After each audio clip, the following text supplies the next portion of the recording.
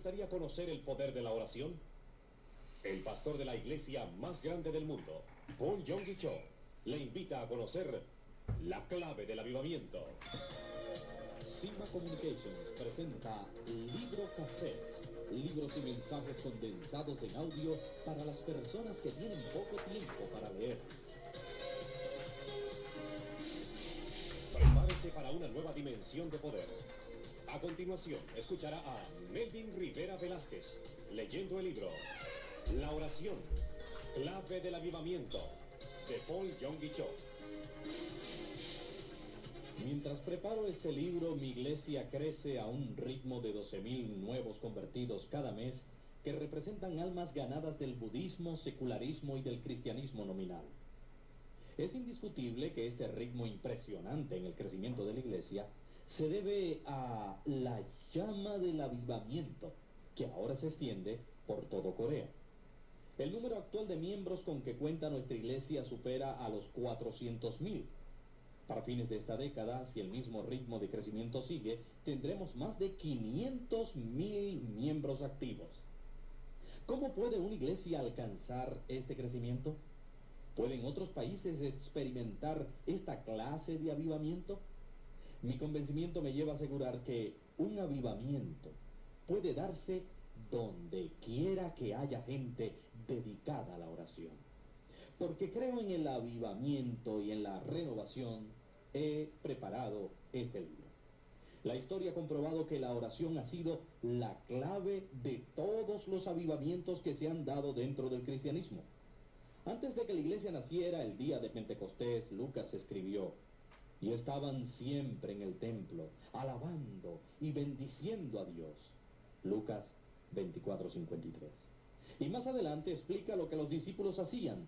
Todos estos perseveraban unánimes en oración y ruego, Hechos 1:14, lo cual nos comprueba que el nacimiento de la iglesia tuvo lugar cuando el Espíritu Santo descendió durante un periodo dedicado a la oración. Antes de que se iniciara la era misionera de la iglesia, el Espíritu Santo había revelado a los líderes reunidos en Antioquía que debían enviar a Bernabé y a Saulo, pero solo se manifestó después de que ellos habían estado orando y ayunando. El mundo religioso en el cual había nacido no satisfacía a Martín Lutero, y la necesidad profunda que sentía de una piedad personal le impulsó a dedicar tiempo a la oración, siendo profesor de teología en la Universidad de Wittenberg. Durante el invierno de 1512 se encerró en una habitación de la torre del monasterio negro de Wittenberg y oró por aquellas cosas que las escrituras le revelaban. Fue ese tiempo de oración y estudio el que dio origen a la Reforma, que nos entregó las verdades bíblicas de la justificación por fe.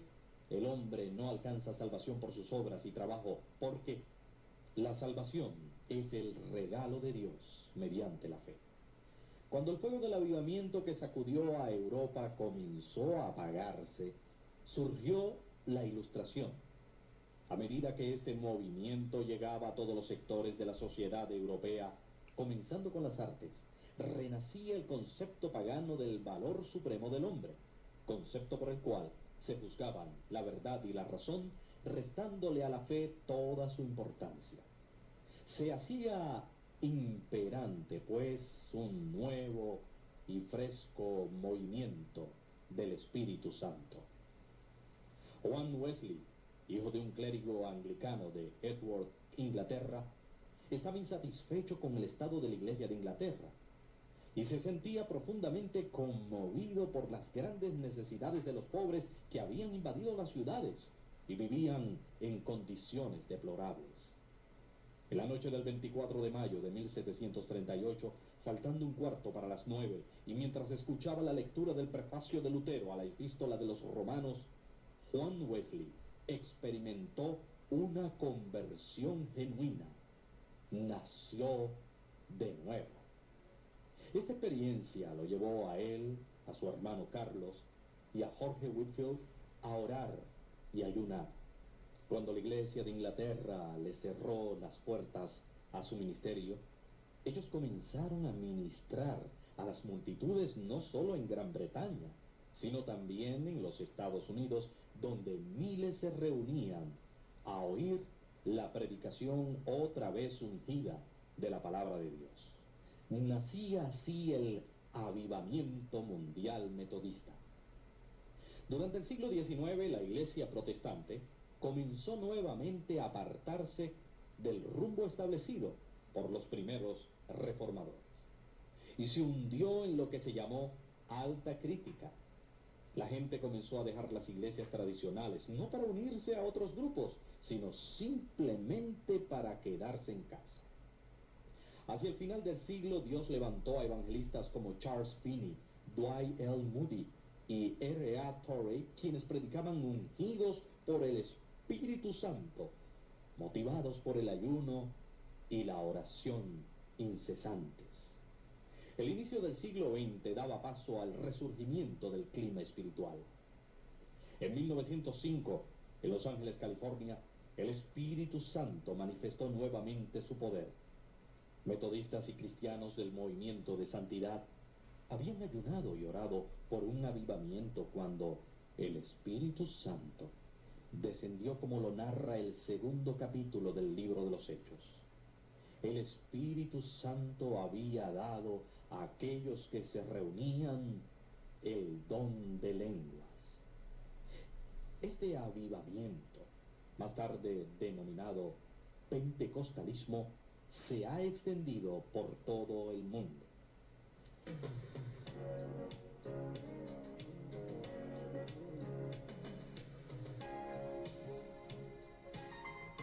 Nos encontramos ya en las postrimerías del siglo XX y muchos pentecostales y carismáticos, miembros o antiguos miembros de iglesias tradicionales que practican el don de lenguas, experimentaron el mismo secularismo que ha permeado gran parte de la iglesia.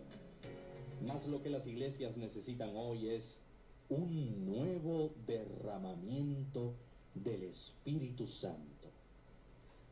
¿Habrá algo que pueda producir un avivamiento que saque al mundo del borde de la destrucción y aniquilamiento total en que se encuentra? La respuesta es un nuevo llamamiento a la oración. En ningún momento de la historia del mundo moderno ha habido mayor influencia satánica como en nuestros días. El infierno mismo está vomitando su inmundicia en miles de formas: asesinatos, violaciones, pornografía, violencia, impunidad, etc.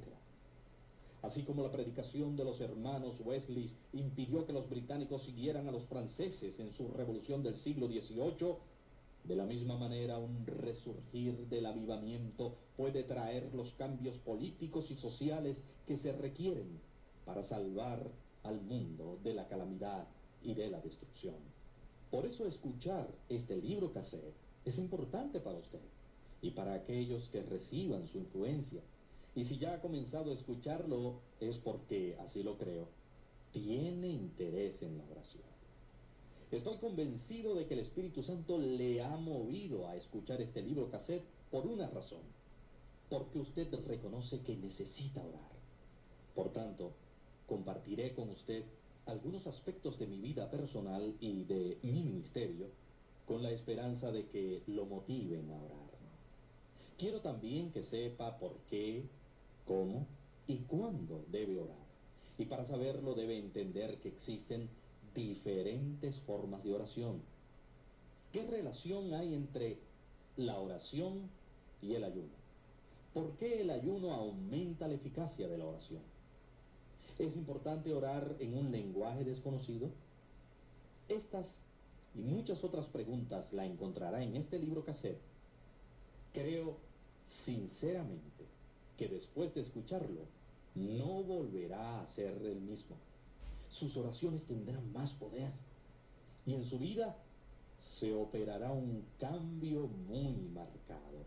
Su ministerio será más eficaz. Una premisa muy sencilla me sirve de fundamento para decirle esto: Dios no tiene hijos favoritos. Y lo que me ha servido a mí, le servirá también a usted. Lo que dio poder a las vidas de hombres como Lutero, Wesley, Finney, Moody también le puede dar poder a usted, ya sea un ministro ordenado o un ama de casa. Su nivel de educación o su posición social no tienen trascendencia cuando se trata de la oración. Y si Dios en el pasado ha utilizado en sus planes a hombres y mujeres, también puede usarlo a usted. Que no nos alcance el tiempo para orar es una de las mentiras más grandes de Satanás. Porque todos tenemos tiempo para dormir, comer y respirar. Tan pronto como nos demos cuenta de que orar es tan necesario e importante como dormir, comer y respirar, nos asombraremos al ver cuánto tiempo tenemos disponible para orar. Mientras escuche este libro cassette, dedique unos momentos para orar. El contenido de esta grabación es más que simple información. No he tratado de darle meras fórmulas, más bien he querido compartir con usted 27 años, a lo largo de los cuales he experimentado que la oración eficaz produce resultados definitivos y precisos. Comencé mi ministerio pastoral en 1958 en Daejeon, un área pobre en las afueras de Seúl. Levanté una tienda usada de campaña del ejército de los Estados Unidos y allí comencé a predicar. Recuerdo muy bien cómo vivía en esa tienda y cómo pasaba las noches en oración. Durante los fríos inviernos coreanos, me cubría con cobijas y mantas y dedicaba muchas horas a la oración, acostado cerca de mi púlpito. Muy pronto, otros miembros de mi pequeña congregación comenzaron a unirse a mí para orar, y en corto tiempo, un grupo de más de 50 personas se reunía para dedicar noches enteras a la oración. Fue así como comencé mi ministerio. En los días de mi formación ministerial, aprendí sobre la intercesión. Aunque trataré más adelante acerca de este ministerio en particular, es importante que comprendamos que primeramente intercedí por mi gente, la de mi grupo, luego por mi nación y en último término, por mí mismo. Hemos aprendido no solo a orar, sino a cómo vivir nuestra vida en oración. Jesús nos mandó a que orásemos sin cesar, pero para quienes no están interesados en un avivamiento, esto es imposible. Mas si tu corazón arde en deseos de salvar las almas perdidas en tu nación, la oración se convierte en un deber ineludible. No solo en nuestra iglesia, pero en la mayoría de las iglesias en Corea, el periodo de oración comienza a las 5 de la madrugada y tarda de 1 a 2 horas. Después de ese periodo de oración y comunión con Dios, continuamos la rutina diaria normal. Siendo la oración lo más importante en nuestras vidas, hemos aprendido a retirarnos pronto a descansar. Sin embargo, los viernes pasamos toda la noche orando y muchos de nuestros visitantes se asombran al ver que nuestra iglesia se llena completamente de gente dispuesta a pasar la noche en vigilia. Los domingos, antes de cada uno de los 7 servicios de adoración, tenemos tiempo dedicado a la oración.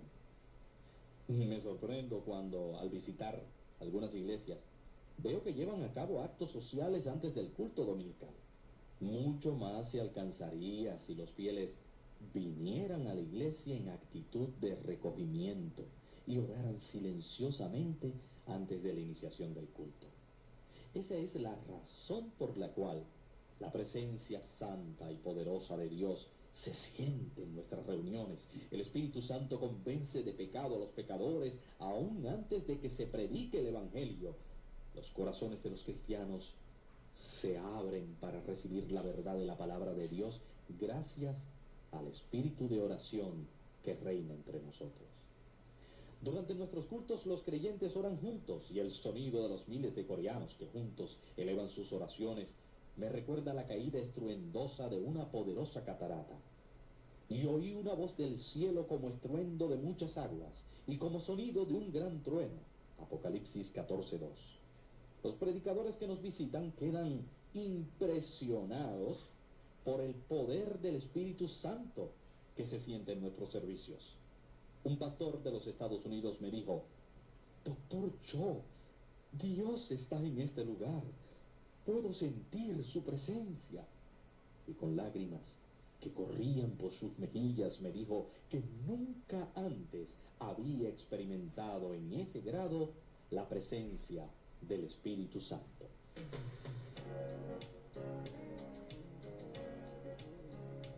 El lugar donde se encuentra nuestra montaña de la oración fue una tierra que inicialmente se compró para el cementerio de la iglesia, pero durante la construcción de la iglesia actual en la isla de Yoido, pasamos por muchas pruebas y la gente comenzó a ir allá para orar y ayunar. Hoy se ha convertido en la ciudad de la oración con un gran auditorio con capacidad para sentar a más de 10,000 personas, además de varias capillas para orar. A un lado de la montaña de la oración se encuentra lo que llamamos grutas de oración, que han sido excavadas en la ladera del cerro y se usan para orar completamente aislados del mundo exterior. Yo tengo mi propia gruta de oración que uso muy a menudo, aquí, en mi celda, en la montaña de la oración. He encontrado muchas respuestas a problemas que han surgido en nuestra iglesia. Hemos tenido hasta 20,000 personas ayunando y orando en la montaña de la oración. Sin embargo, normalmente tenemos 3,000 personas durante la semana y 10,000 en los fines de semana. ¿Por qué tanta gente viene a orar y ayunar en la montaña de la oración? ¿No tienen los cristianos mejores cosas en que gastar su tiempo? Mis respuestas a tales preguntas son simples y directas. Si usted o algún miembro de su familia estuviera muriendo de cáncer y supiera que hay una cura, ¿no haría todo cuanto estuviera a su alcance para buscar esa curación? Mucha gente sufre de cáncer físico y de cáncer espiritual. La prosperidad material no ha traído la felicidad ni la satisfacción que se pensó traería. La respuesta a los problemas espirituales y materiales es la sanidad. Hemos descubierto que las necesidades de la gente se satisfacen en lugares que se han dedicado por completo a la oración y al ayuno, y por ello la gente viene a estos lugares. Los cristianos coreanos remontan sus orígenes hasta América y nosotros somos un pueblo leal. Los Estados Unidos nos liberaron de la gran opresión a la que nos sometieron los japoneses y no permitieron que los comunistas del norte nos invadieran. Miles de cristianos coreanos llegan hasta la montaña de la oración, trayendo las peticiones de oración que por miles nos llegan desde nuestra oficina en la ciudad de Nueva York. Quienes ven nuestro programa de televisión o en los Estados Unidos nos escriben: yo personalmente oro por tantas peticiones como pueda, escogiendo ciertamente las más difíciles.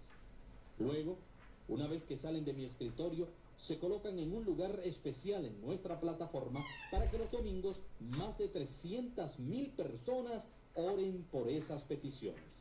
Estas peticiones se traducen al coreano y se envían a la montaña de la oración, donde se asignan a expertos guerreros intercesores, quienes ayunan y oran hasta cuando reciben el testimonio del Espíritu Santo de que sus oraciones han sido contestadas. Compartir mi vida de devoción personal no es tarea fácil para mí. Por lo general mantengo estos hechos entre mi Señor y yo, pero con el fin de animarlo a usted a orar, le contaré algo sobre mi vida de oración. Normalmente me despierto entre las 4:30 y las 5 de la madrugada. Cuando tenía que dirigir un servicio matutino de oración en la iglesia, me levantaba más temprano. Pero como muchos de mis pastores adjuntos esperan ansiosamente su turno para dirigirlos, puedo quedarme en casa durante las primeras horas de la mañana. Comienzo mi tiempo personal de oración alabando y agradeciendo al Señor por la gran bendición que Él es para mí. Le alabo también por todo lo que ha hecho por mi familia. Es tanto lo que tenemos que agradecer al Señor que solo agradecerle y alabarle toma bastante tiempo. Luego comienzo mi oración de intercesión. Oro por nuestro presidente y por los funcionarios del gobierno, por nuestra nación, para que el ángel del Señor nos proteja de las fuerzas satánicas que quieren destruirla. Recuerdo a mis asociados en la obra. Oro por los programas misioneros en los que estamos trabajando, principalmente por aquellos en Japón y en los Estados Unidos. Seguidamente pongo en la presencia del Señor a mi esposa y a mis 3 hijos. Y antes de que lo note, mucho de mi tiempo de oración ya se ha agotado. Como no siempre conozco las necesidades individuales de las personas por las cuales oro, debo confiar en que el Espíritu Santo me guía, y por esta razón mucho de mi tiempo lo empleo orando en mi lengua espiritual de oración. El Espíritu Santo conoce la mente de Dios y puede discernir cuál es su voluntad para cada individuo y situación. Si oro en el Espíritu, sé que pediré exactamente según la voluntad de Dios. Sin notarlo, mi hora ha transcurrido. Después de orar, me siento capacitado para enfrentarme a los desafíos y oportunidades que el día me depara. Debo confesar que me sería imposible hacer todo lo que tengo que hacer, siendo pastor de una iglesia de casi 500,000 de miembros y teniendo un ministerio amplio e internacional, si cada mañana no dedicara al menos 1 hora a la oración. Si me levantara y comenzara el día sin pasar las horas que paso en oración, dependería exclusivamente de mis propios recursos. Pero habiendo dedicado tiempo a orar, puedo confiar en los recursos ilimitados que Dios tiene a su disposición. Son muchos los problemas que normalmente enfrento en el día y antes de hacer o decir nada, oro. Eso establece la diferencia entre actuar y reaccionar.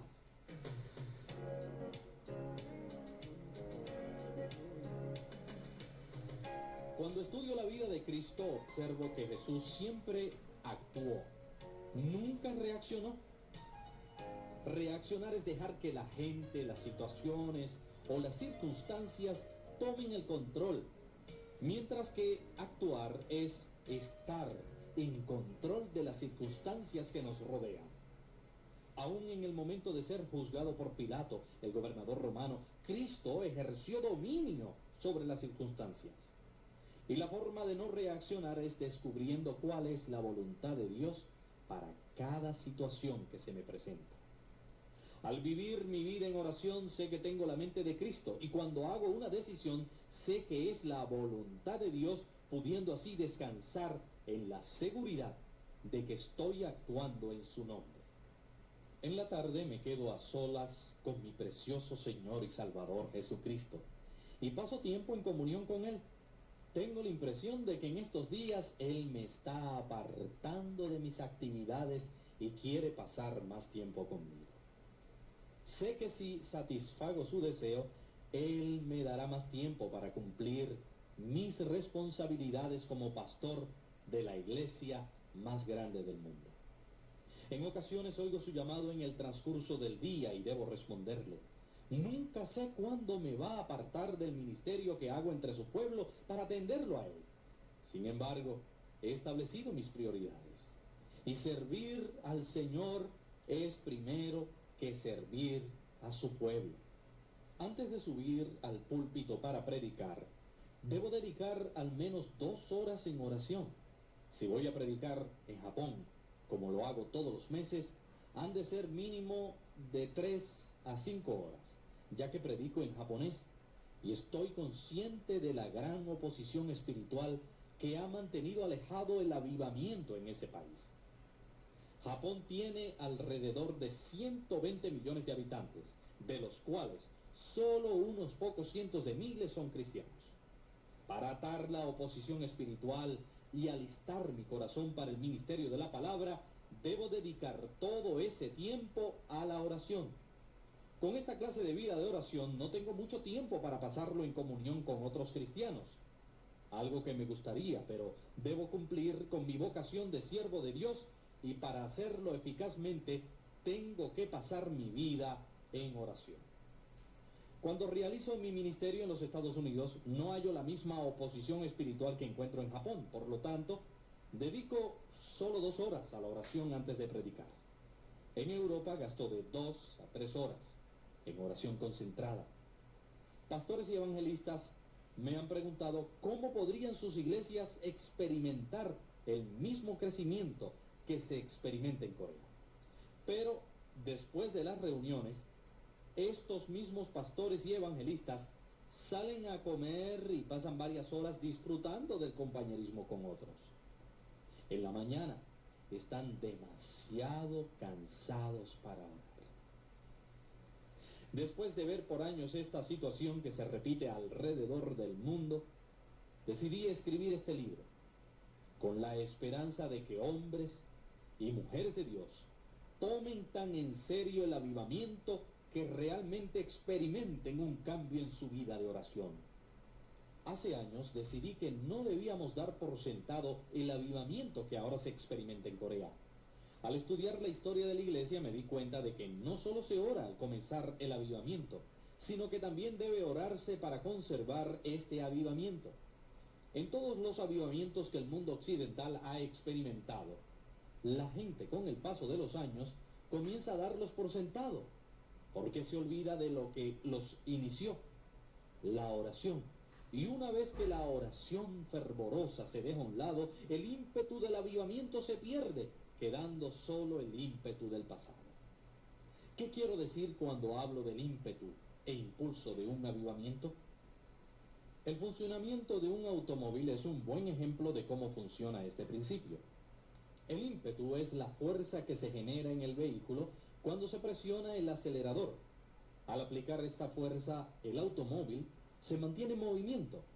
Al quitar el pie del acelerador, el ímpetu, es decir, la fuerza, deja de operar, pero el automóvil continúa moviéndose. ¿Por qué a pesar de no tener la fuerza, el vehículo sigue en marcha? Este movimiento es generado por el impulso, y el movimiento de un auto bajo el impulso es diferente de aquel bajo el ímpetu. Como el impulso no mantiene el movimiento, poco a poco el vehículo se detiene.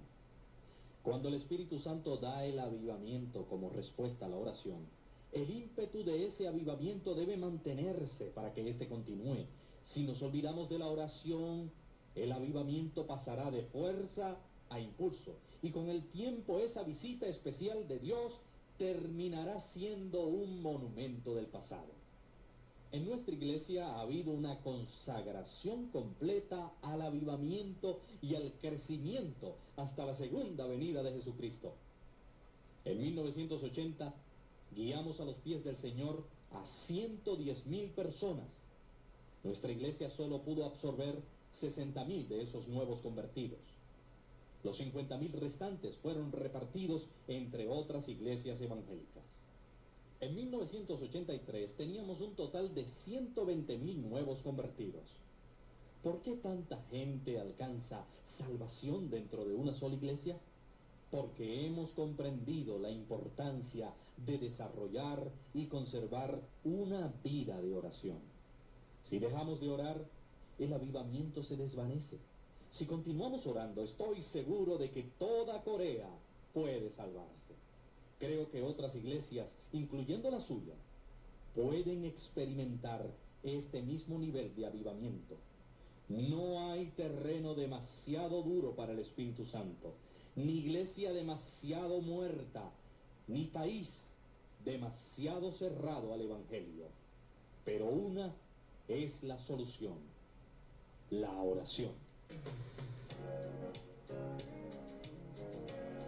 Dios nos ha creado de tal forma que necesitamos saber el propósito y beneficio de una cosa para sentirnos motivados a trabajar para alcanzarlo. Aunque no nos guste, no podemos cambiar tan fácilmente.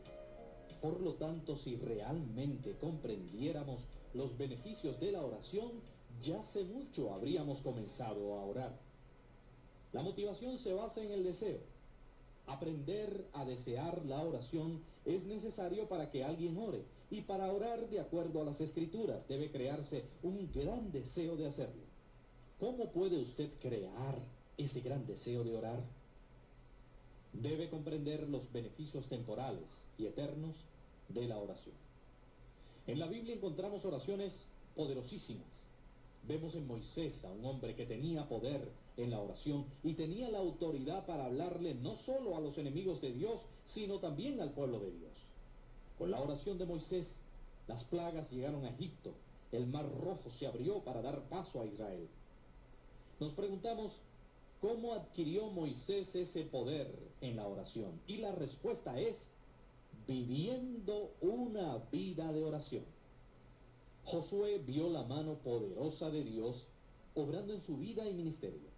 Sabía cuál era la voluntad y la estrategia de Dios en la batalla, y por esto ciudades poderosas cayeron ante el ejército inexperto que él dirigía. ¿Cómo adquirió Josué tanto poder con Dios? Había aprendido a orar. Mientras Moisés oraba en la montaña, Josué al pie de la montaña velaba en oración. Y a la partida de Moisés ya Dios tenía un líder entrenado en la oración. David fue también un hombre de oración. Cuando se le ungió rey de Israel, Saúl aún estaba en el trono. David hubiera podido desanimarse ante el hecho de que solo unos pocos le reconocían como rey. Pero la oración le dio la confianza que necesitaba y esperó hasta cuando el Señor lo colocó en el trono físico de Israel. Fue tanta la fortaleza que David alcanzó de su relación con el Señor que no mató a Saúl cuando tuvo la oportunidad. Después de la muerte de Saúl, la primera acción que realizó ya como rey reconocido de Israel fue la de traer el arca del pacto al lugar que le correspondía como centro de la adoración del pueblo de Israel. Cuando consideramos el poder que tuvo David en su vida y en su reino, nos damos cuenta de que la fuente de ese poder fue su vida de oración. Elías fue el profeta de Dios durante uno de los peores tiempos en la historia de Israel, porque el pueblo se había dedicado a adorar a Baal. Elías oró poderosamente, desafiando a los profetas de Baal, y cuando recordamos su historia reconocemos su poder, pero debemos ver también la fuente de ese poder. Elías era un hombre que dedicaba horas y días a la oración. Y es por esto que cuando el profeta fue arrebatado en un carro de fuego, los hijos de los profetas lo buscaron en los montes de Israel. Sin embargo, nadie ha manifestado mejor el poder de Dios como su Hijo Jesucristo. Antes de comenzar su ministerio público, pasó horas con su Padre en oración. A Jesús se le conoce por haber pasado horas a solas en oración. Allí estaba la fuente de su poder. Y Jesús no hacía nada que no le hubiera sido revelado por el Padre. ¿Está usted cansado de las oraciones ineficaces que salen de sus labios? ¿Está usted preparado para que su iglesia inicie este ministerio poderoso de oración y que su vecindario, ciudad o nación conozcan el poder que reside en ella? Si este es su deseo y está listo para hacer cualquier cosa y pagar cualquier precio, entonces prepárese. Porque Dios va a cambiar de una manera radical su vida y ministerio, trayéndolo a una nueva dimensión de poder.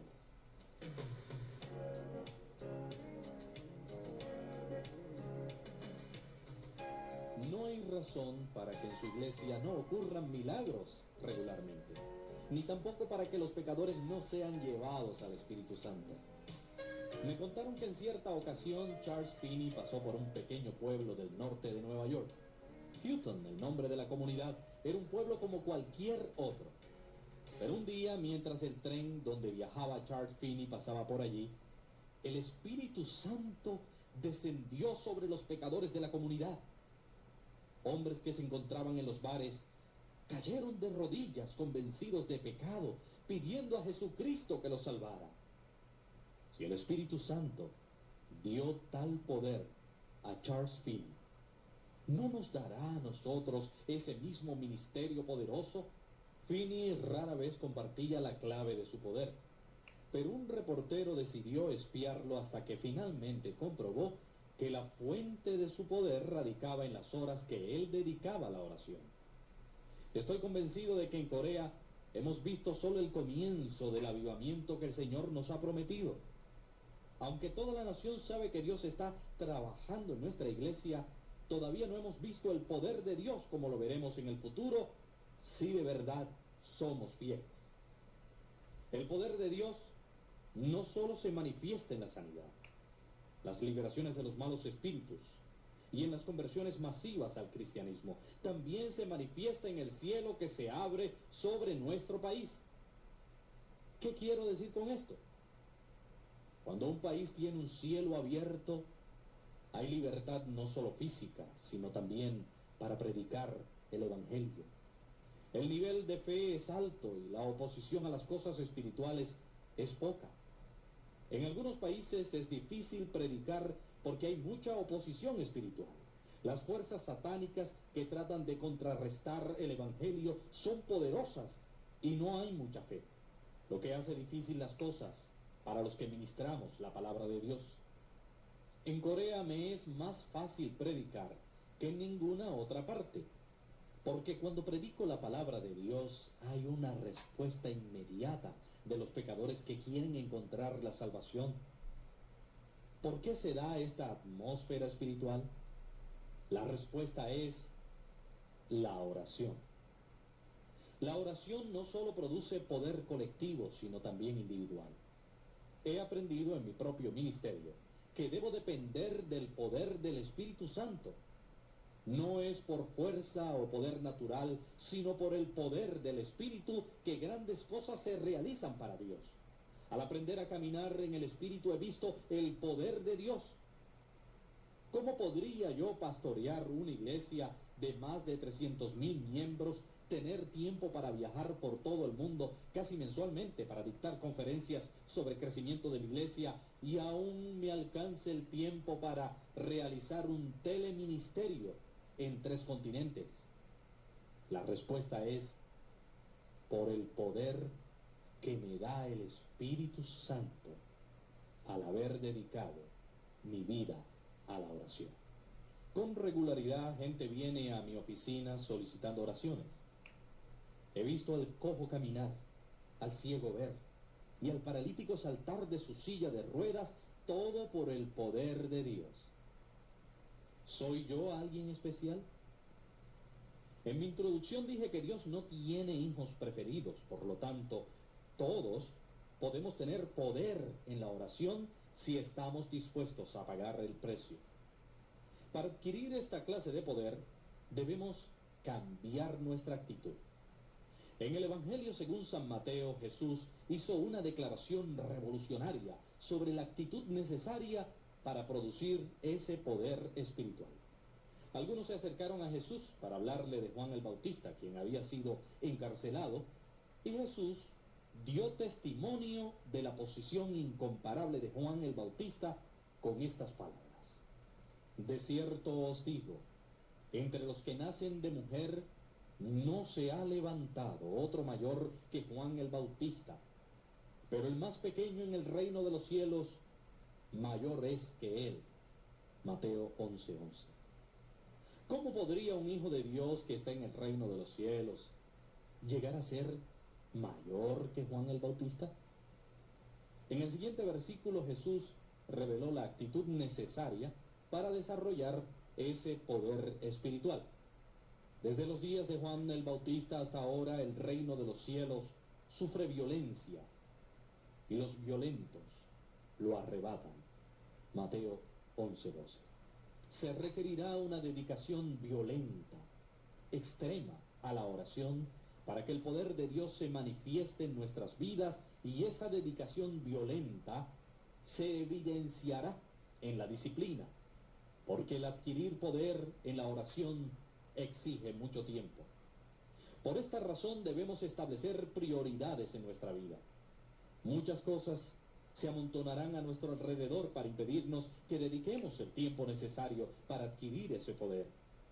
Pero por la gracia de Dios podemos alcanzar el premio de una oración poderosa si tenemos la actitud correcta. En los últimos 25 años he aprendido que Dios no puede usar a una persona que no se ha quebrantado completamente y ha entregado su vida a Él. Cuando Jesús se encontró con Pedro en su barca, Pedro tuvo una reacción. Fue convencido de pecado y se sintió indigno de que Jesús estuviera en su barca. Habiendo negado a Jesús 3 veces, su gracia y su perdón le quebrantaron y a Pedro se le dio la oportunidad de predicar el primer sermón de la historia de la iglesia. Como resultado del ministerio de Pedro, 3.000 personas se convirtieron a Cristo el día de Pentecostés. Pedro también fue el instrumento de Cristo que abriera la puerta espiritual al mundo gentil. Dios pudo usar a Pedro porque éste había sido quebrantado. He conocido a muchos que en la actualidad no están sirviendo al Señor debido a sus pecados pasados. Culpan al pastor o algún otro creyente, pero en sus corazones saben que han fallado y no han aprendido a restaurarse. Cuando un cristiano comete un error, trato siempre de ayudarlo a restaurar su vida y le explico que de su error puede aprender a quebrantarse y a humillarse delante de Dios. La falta de quebrantamiento hace que una persona que ha sido usada por Dios se torne orgullosa y arrogante. Sin embargo, cuando un hombre ha sido quebrantado, su corazón resiste al orgullo y puede ser entonces utilizado en mayor grado. Hasta aquí esta parte de la lectura del libro La oración.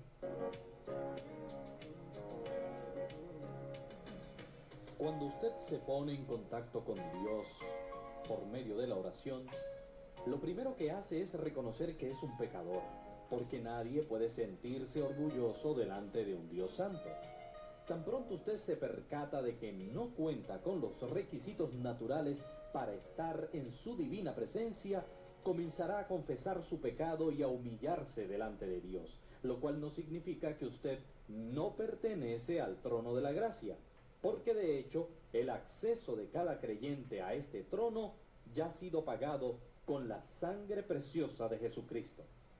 Sin embargo, usted se ha dado cuenta de que no tiene los requisitos naturales para estar allí, y su primera reacción es una de quebrantamiento.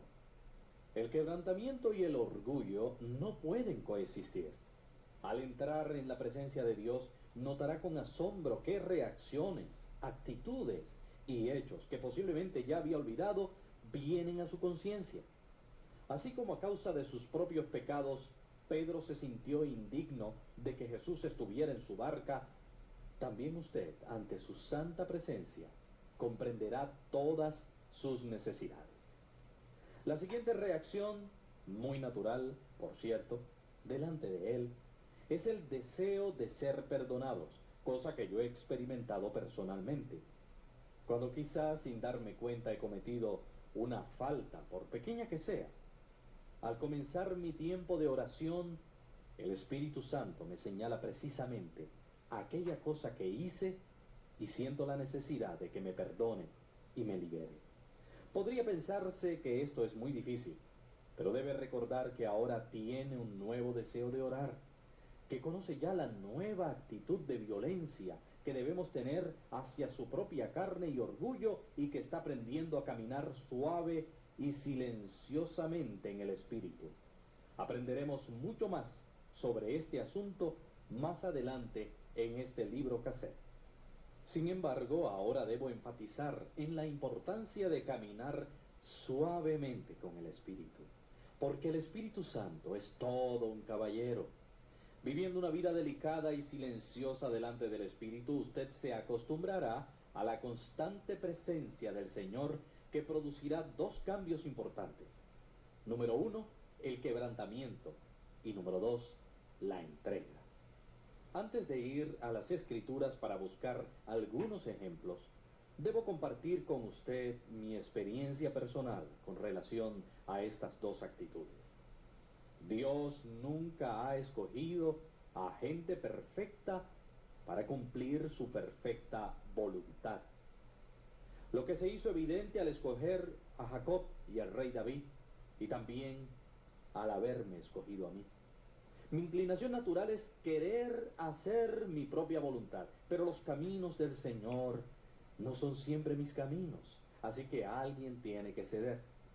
Mi papel, por lo tanto, es ceder siempre al Espíritu Santo, quien me ha sido dado para guiarme en los caminos del Señor. El Espíritu Santo es el Consolador. No obstante, el Consolador puede incomodarlo, si usted no está dispuesto a seguir los caminos del Señor. ¿Cómo hace el Espíritu Santo para asegurarse de que usted obedece al Padre Celestial? Por medio del quebrantamiento. Para quebrantar a alguien es necesario que ese alguien esté entero, completo. Cuando el Señor escogió a David, él estaba entero de alma. Pudo haber sido un pastor excelente en los rebaños de su padre, pero el Señor quería más de él. Iba a ser el próximo rey de Israel, pero no un rey cualquiera. Sería también profeta. Sus profecías serían los signos más evidentes de la obra que haría el Mesías. Y David sería más que rey y profeta, porque sería también un sacerdote. Exceptuando al gran sacerdote, a nadie más se le había concedido entrar ante la presencia de Dios en el tabernáculo. Pero David pudo llegar a su santa presencia sin morir después. Como profeta, sacerdote y rey, David era el perfecto prototipo de Cristo.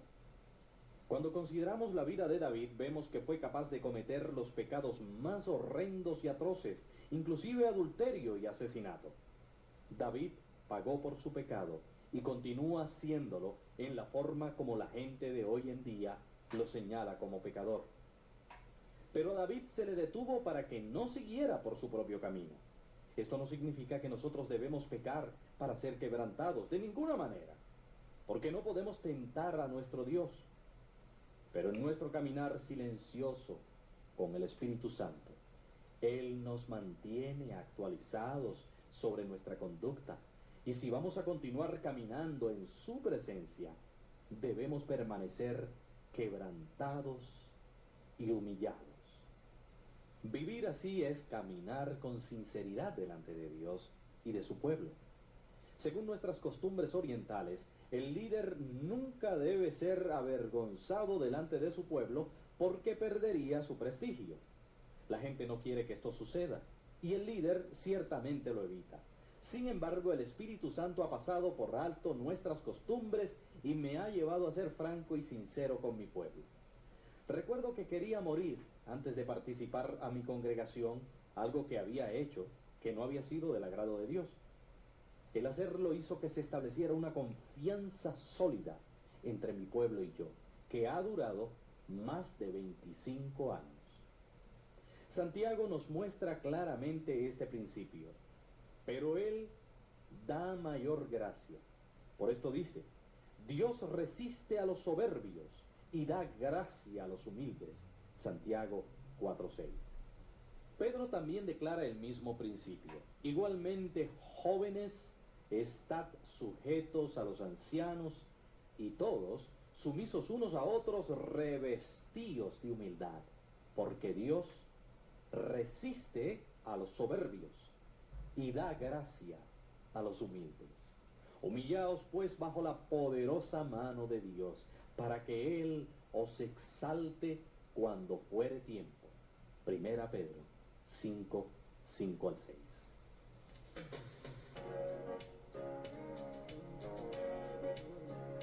Si en nuestro caminar nos acercamos a Dios en oración con espíritu de orgullo, Él nos resiste.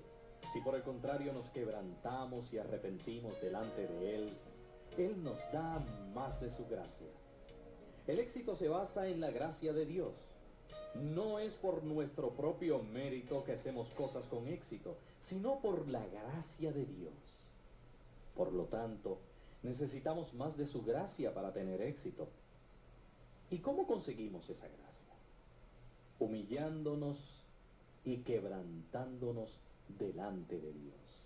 Esta lección sobre el quebrantamiento sin duda no es muy popular hoy en día. La gente quiere saber cómo alcanzar el éxito. Yo he aprendido que este no se consigue a través de fórmulas o principios fáciles. Debemos aprender el secreto del quebrantamiento que nos da más de la gracia de Dios. Y es esa gracia la que nos conduce al éxito definitivo. Job fue un hombre que aprendió esta lección. En el capítulo 16, versículo 12 dice, próspero estaba y me desmenuzó. Al hacer su confesión, habiendo pedido la ayuda de Dios y viendo cómo Él le liberaba, David dijo: he venido a ser como un vaso quebrado. Salmo 31:12. Sin embargo, el propósito de Dios es quebrantarnos, no aplastarnos. Si nos quebrantamos humildemente delante de Dios, no seremos hechos pedazos. En Mateo, Jesús marcó claramente la diferencia entre ser quebrantado y ser aplastado. Jesús les dijo: ¿nunca leísteis en las Escrituras: la piedra que desecharon los edificadores ha venido a ser cabeza del ángulo? El Señor ha hecho esto, y es cosa maravillosa a nuestros ojos. Por tanto os digo que el reino de Dios será quitado de vosotros, y será dado a gente que produzca los frutos de él. Y el que cayere sobre esta piedra será quebrantado, y sobre quien ella cayere le desmenuzará. Mateo capítulo 21, versículos 42-44.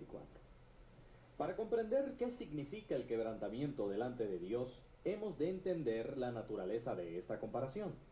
Aquí se presenta a Cristo como la piedra angular del templo espiritual, la iglesia.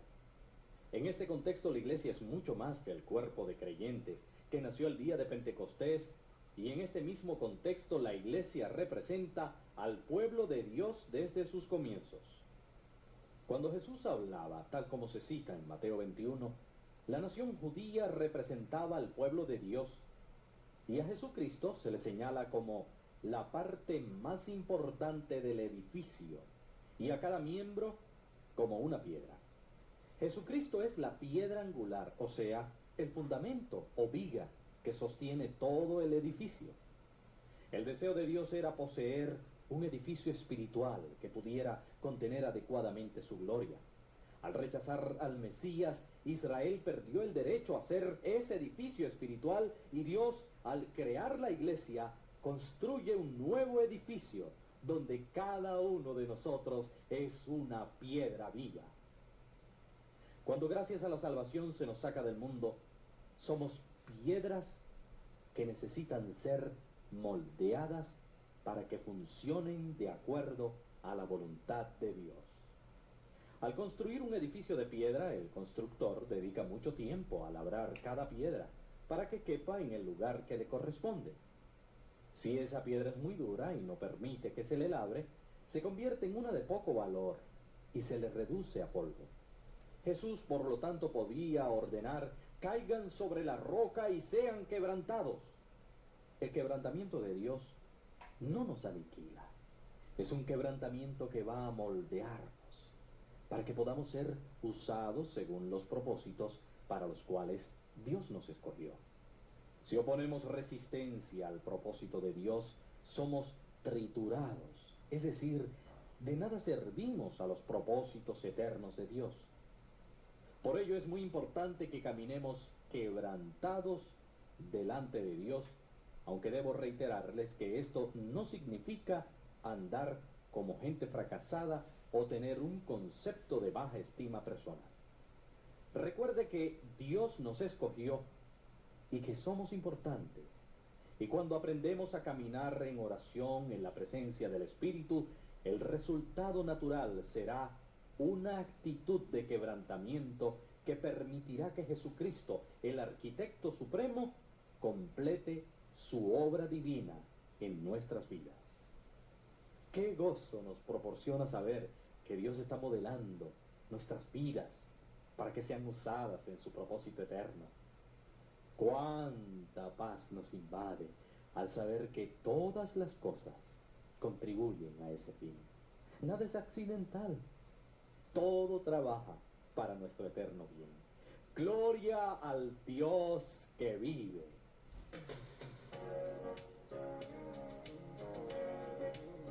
Al quebrantamiento sigue la entrega. Y con la entrega incondicional viene la entrega total a la voluntad de Dios. Subrayo aquí que esto no nos hace ser pasivos, porque esta entrega significa ceder nuestro derecho natural a hacer nuestra voluntad al nuevo Maestro, al Rey de Reyes, al Señor de Señores. Debemos también comprender que el quebrantamiento y la entrega no son fines en sí mismos, sino medios que nos llevan al fin de ser instrumentos eficaces en las manos de Dios para que nos usen el avivamiento y crecimiento de la iglesia. El problema que se ha creado en el pasado es que la gente ha tomado el quebrantamiento y la entrega como fin y no como medio, llevando a muchos a encerrarse en monasterios para vivir vidas piadosas que no producían ningún cambio en la vida a sus alrededores. La piedad no debe alejarnos del mundo, sino que debe más bien fortalecernos para que podamos ser testigos eficaces en él. Sería muy fácil apartarnos de los desafíos que el mundo de hoy presenta a la iglesia, pero el propósito de Dios con el quebrantamiento y la entrega a él es el equiparnos para afrontar esos desafíos. Mi iglesia está a solo unos pocos metros del Congreso. A menudo mi gobierno me pide que ore por muchos asuntos que afectan a toda la nación. No me he apartado de los desafíos sociales y económicos que el Señor pone delante de mí. Sin embargo, he tratado de quebrantarme y de entregarme en tal forma que pueda conocer claramente cuál es la voluntad de Dios para cada situación y cada desafío. De esta manera mi país, que no es predominantemente cristiano, puede saber qué piensa Dios. Vivimos en una era de maldad. Satanás, apoyado por los ángeles caídos y demonios, está suelto para robarnos y destruirnos. Si no dependemos del poder de la oración, no seremos capaces de romper el poder de Satanás. Si al diablo nunca le han asustado los rituales de las iglesias, sí tiene un miedo mortal a la oración genuina. Cuando usted comience su vida de oración, descubrirá que Satanás le presenta formas nuevas y diversas de oposición. A manera de ejemplo, hablaré de un hombre que hoy es miembro de mi iglesia. Fue una vez alcohólico, y aunque tenía éxito en sus negocios, su problema con el alcohol le hacía maltratar a su esposa y a su familia. Una noche se presentó en su casa con un grupo de amigos de parranda y organizó una fiesta. Aunque su esposa amaba a su familia y había soportado pacientemente a su esposo, no podía resistir que éste hubiera traído tal deshonra a su hogar. Lo llamó aparte y le dijo: querido, te amo, pero no puedo aguantar más que bebas. Ahora traes a casa a estos borrachos y no lo toleraré. Voy a empacar mis maletas y me voy. Mañana cuando despiertes ya no estaré aquí. Adiós. De repente, el temor a perder su familia le hizo pasar la borrachera. Sabiendo que su esposa era una cristiana devota, se arrodilló ante ella y comenzó a gritar: Señor, te imploro, saca de mí este terrible espíritu de la bebida. La esposa, pensando que su esposo no solo estaba borracho, sino que se burlaba de su religión, se indignó aún más. Varias veces él había tratado de librarse de este hábito sin conseguirlo. Ahora la amenaza de su esposa de dejarlo lo llenó aún más de desesperación. Mientras lloraba, una voz interior le decía: por la mañana quedarás libre de este vicio. Estoy seguro de que mañana estaré completamente liberado, le gritaba su esposa. La incredulidad que se reflejaba en los ojos de su esposa no podía ocultarse. Estaba cansada de oír esas promesas una y mil veces. Sin embargo, a la mañana siguiente, vio con sorpresa cómo su esposo tiraba a la basura el licor y los cigarrillos costosísimos. ¿Se estaría de verdad realizando un milagro de liberación?, se preguntaba ella. Más tarde, el esposo subió a su automóvil y se dirigió a su oficina. Allí informó a todos sus empleados que Dios le había liberado de su vicio y nunca más volvería a beber y a fumar. Por supuesto, ninguno de ellos se atrevió a reírse. pero se imaginaron que se trataba de otro de sus cuentos, como ya antes lo había hecho.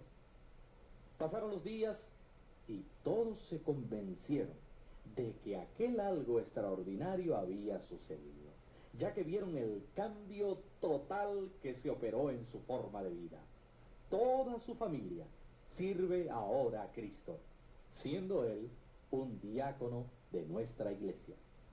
Los intentos de Satanás de destruir a otra familia habían sido derrotados, gracias a la perseverancia y la oración. Y la esposa de este hombre contemplaba ahora una victoria total. Satanás es un mentiroso, es el padre de la mentira.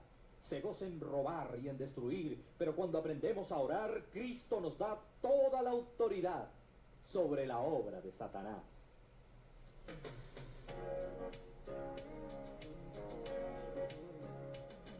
Para comprender cómo la oración puede aniquilar el poder de Satanás sobre nuestros seres queridos y amigos, debemos entender lo que las Escrituras dicen al respecto. Satanás, como director de la adoración celestial, tenía el privilegio de ver a Dios. Isaías dice: ¿cómo caíste del cielo, oh lucero, hijo de la mañana? Cortado fuiste por tierra, tú que debilitabas a las naciones, tú que decías en tu corazón: subiré al cielo, en lo alto, junto a las estrellas de Dios levantaré mi trono, y en el monte del testimonio me sentaré a los lados del norte. Sobre las alturas de las nubes subiré y seré semejante al Altísimo. Mas tú derribado eres hasta el Seol, a los lados del abismo. Isaías capítulo 14, versículos del 12 al 15. Y añade Ezequiel: en Edén, en el huerto de Dios estuviste. De toda piedra preciosa era tu vestidura, de cornelina, topacio, jaspe, crisólito, berilo y ónice, de zafiro, carbunclo, esmeralda y oro. Los primores de tus tamboriles y flautas estuvieron preparados para ti en el día de tu creación.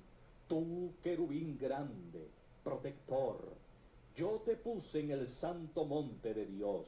Allí estuviste en medio de las piedras de fuego, te paseabas. Perfecto eras en todos tus caminos, desde el día que fuiste creado hasta que se halló en ti maldad.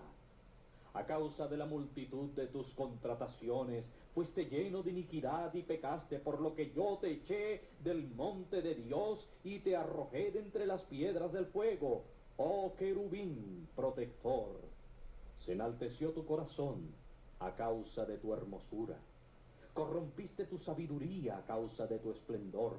Yo te arrojaré por tierra, delante de los reyes te pondré para que miren en ti. Con la multitud de tus maldades y con la iniquidad de tus contrataciones, profanaste tu santuario. Yo pues saqué fuego de en medio de ti, el cual te consumió, y te puse en ceniza sobre la tierra a los ojos de todos los que te miran. Todos los que conocieron de entre los pueblos se maravillarán sobre ti, espanto serás, y para siempre dejarás de ser. Libro de Ezequiel, capítulo 28, versículos 13 al 19. La importancia que tenía Satanás en los dominios celestiales de Dios queda claramente establecida en el pasaje de las Escrituras. Pero, ¿por qué entonces quiere él dañarnos y destruirnos? Dios creó al hombre a su propia imagen, dándole dominio sobre la tierra.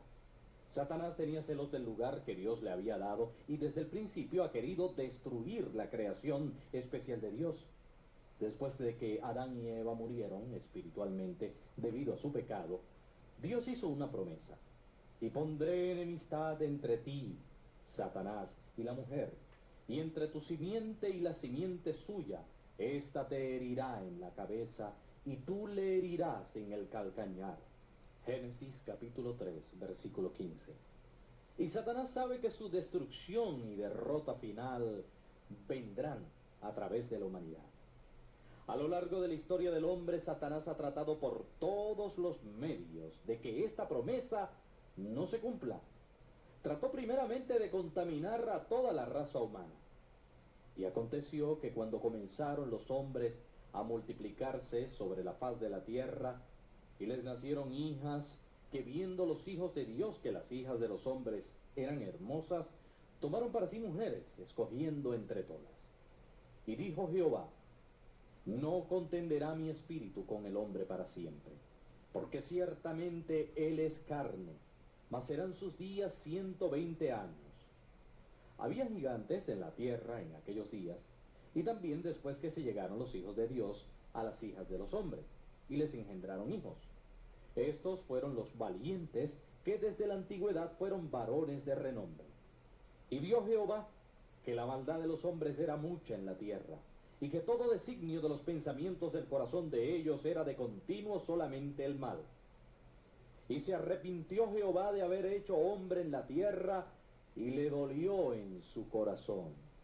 Y dijo Jehová: raeré de sobre la faz de la tierra a los hombres que he creado, desde el hombre hasta la bestia y hasta el reptil y las aves del cielo, pues me arrepiento de haberlos hecho. Pero Noé halló gracia ante los ojos de Jehová. Génesis capítulo 6, versículos 1 al 8. El ardid de Satanás fue el de contaminar el género humano para que la simiente de la mujer, Jesucristo, no fuera puro. Y no siendo él puro, no podría destruir su reino de maldad. Pero Dios tenía un hombre que no había sido contaminado, y una familia halló favor a los ojos de Dios. Así pues, Noé sería el medio por el cual el género humano se salvaría de una completa y absoluta destrucción. Satanás continuó su lucha tratando de destruir a Israel y trató de matar al niño Jesús. Finalmente, colgó al Hijo de Dios en el madero de la cruz.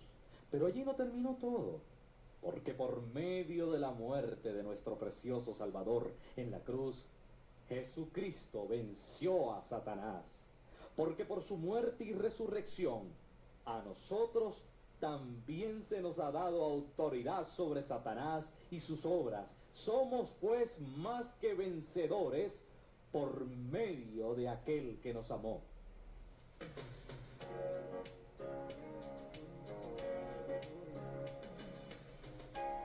Como lo afirmé antes, Satanás se opone a las oraciones del pueblo de Dios más que a ninguna otra cosa, lo que se hace evidente en el libro de Daniel. Daniel era todavía un joven cuando los babilonios se lo llevaron cautivo en el año 605 a.C. Dios permitió esta cautividad para que por medio de ella Daniel llegara a ocupar una posición de importancia en el imperio más grande de ese entonces. De la misma manera como José halló gracia en Egipto mientras pasaba por pruebas temporales, Dios también usó a Daniel dándole el don de la interpretación de sueños. Más tarde Daniel utilizó este don para dar una visión tan precisa del futuro que muchos eruditos han dudado de la autenticidad del libro. En el primer año de Darío el Medo, futuro gobernante universal del Oriente Medio, Daniel comprendió en forma especial el pasaje de Jeremías 25:12. Mientras contemplaba las implicaciones que esta nueva comprensión tenía para Jerusalén, comenzó sus célebres oraciones de intercesión por su pueblo. Lo primero que hizo fue confesar su propio pecado, aunque todos los judíos en cautiverio reconocían su inconmovible fidelidad a Dios, y comenzó a pedir incesantemente el perdón para su pueblo, tal como lo narra el capítulo 9. Oh Señor, conforme a todos tus actos de justicia, apártese ahora tu ira y tu furor de sobre tu ciudad Jerusalén, tu santo monte, porque a causa de nuestros pecados y por la maldad de nuestros padres, Jerusalén y tu pueblo son el oprobio de todos en derredor nuestro. Ahora pues, Dios nuestro, oye la oración de tu siervo y sus ruegos, y haz que tu rostro resplandezca sobre tu santuario asolado, por amor del Señor, Daniel capítulo 9, versículos 16-17. A medida que oraba, sus súplicas se tornaban más intensas. Oye, Señor, oh Señor, perdona. Presta oído, Señor, y hazlo, no tardes, por amor de ti mismo, Dios mío, porque tu nombre es invocado sobre tu ciudad y sobre tu pueblo. Versículo 19. Daniel persistía en su oración, y mientras así lo hacía, el ángel Gabriel, enviado por Dios, le visitaba.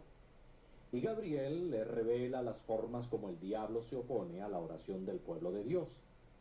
Entonces me dijo, Daniel, no temas, porque desde el primer día que dispusiste tu corazón a entender y a humillarte en la presencia de tu Dios, fueron oídas tus palabras, y a causa de tus palabras yo he venido.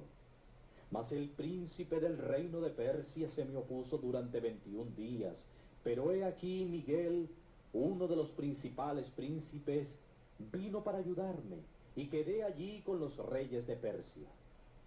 Daniel capítulo 10, versículos 12 y 13.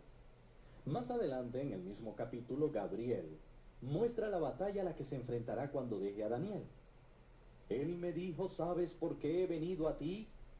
Pues ahora tengo que volver para pelear contra el príncipe de Persia, y al terminar con él, el príncipe de Grecia vendrá. Pero yo te declararé lo que está escrito en el libro de la verdad, y ninguno me ayuda contra ellos, sino Miguel, vuestro príncipe. Versículos 20 al 21.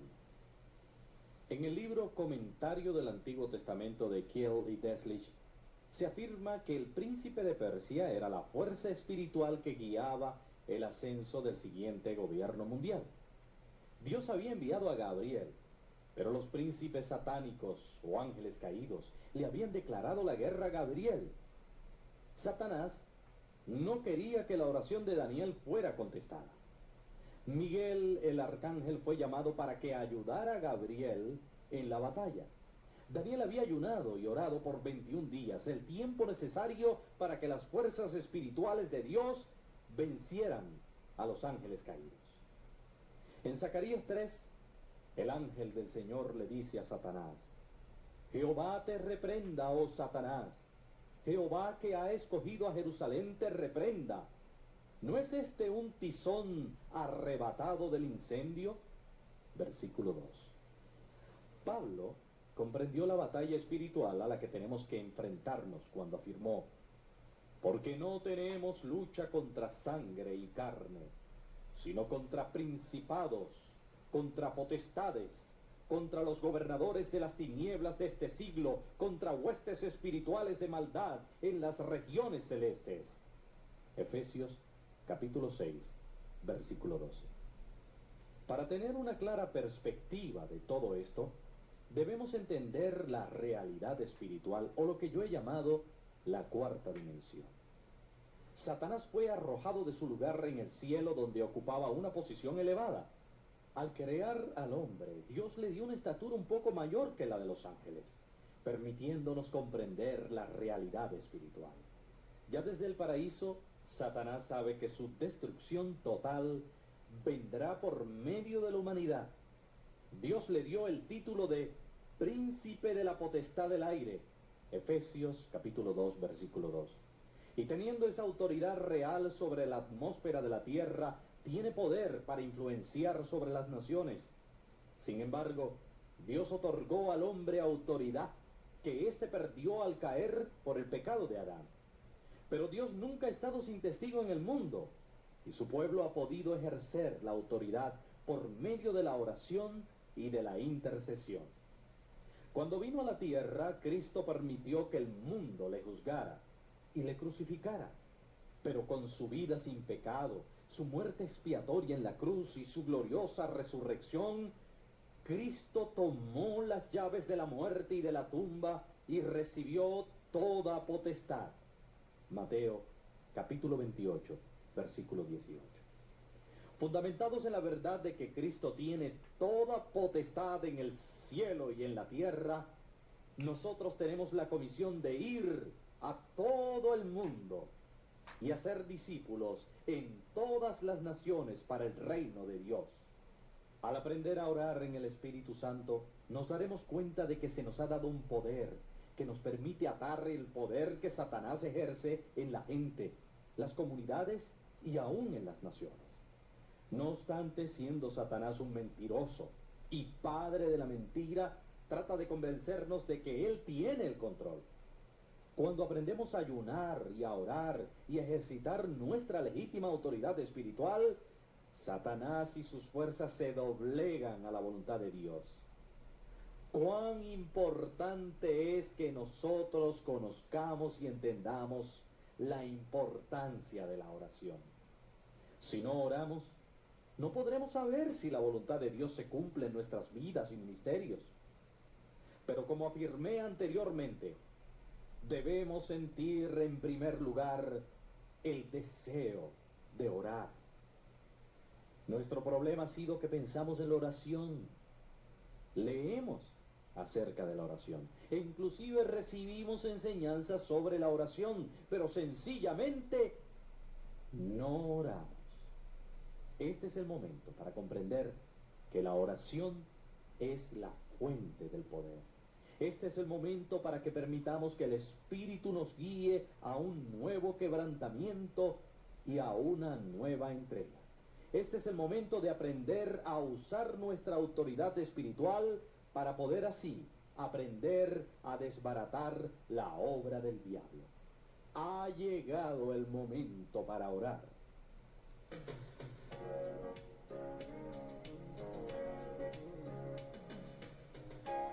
Vivimos la era del Espíritu Santo. Jesús dijo a sus discípulos que era necesario que Él se fuera para que el Espíritu viniera. El día de Pentecostés, el Espíritu Santo descendió sobre los 120 fieles que aguardaban en Jerusalén y los llenó con su poder, cumpliéndose así la profecía de Juan el Bautista. En el bautismo de Jesús, el Espíritu Santo fue simbolizado por una paloma que representa la naturaleza y personalidad del Espíritu Santo. La paloma es amable, benévola, como lo es el Espíritu, pero al Espíritu solo se le conoce bien cuando entramos en comunión con Él. En el Antiguo Testamento no vemos al Espíritu Santo como una personalidad diferente, pero en el Nuevo Testamento Él mismo habla tanto de Cristo que corremos el riesgo de no reconocer su naturaleza como la tercera persona de la Trinidad. ¿Y cómo llegamos a conocer al Espíritu Santo? Solamente si nos dedicamos a una vida de oración. De todos los evangelios es el de Juan el que abunda en referencias sobre el Espíritu Santo. En el capítulo 14 se le llama el Espíritu de verdad y el Consolador. Es el Espíritu de verdad por cuanto Él toma las palabras de Cristo y revela el significado profundo que la palabra contiene. Es el Consolador por cuanto Él dará a nuestros corazones la paz que el mundo no puede dar. El mundo solo conoce la paz que produce el cese de hostilidades, en tanto que el Espíritu Santo trae paz, cualesquiera sean las circunstancias.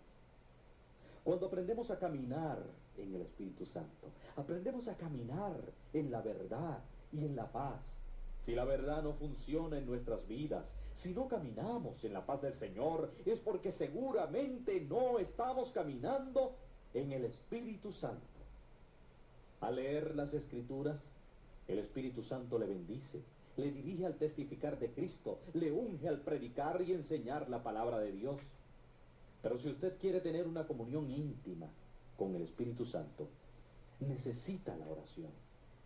Fue durante los primeros años de mi ministerio cuando comprendí claramente esta verdad. Había tratado infructuosamente de guiar la gente a Cristo. En una ocasión, mientras oraba, el Señor habló a mi corazón. ¿Cuántas codornices hubieran cazado los israelitas si hubiesen salido de cacería en el desierto? No muchas, Señor, respondí. ¿Cómo agarraron las codornices? Continuaba preguntándome el Señor. Entonces recordé que Dios había hecho soplar el viento que trajo a las codornices. El Señor quería mostrarme la diferencia entre cazar almas, sin seguir la estrategia del Espíritu Santo, y trabajar estrechamente con Él. El Señor entonces me dijo algo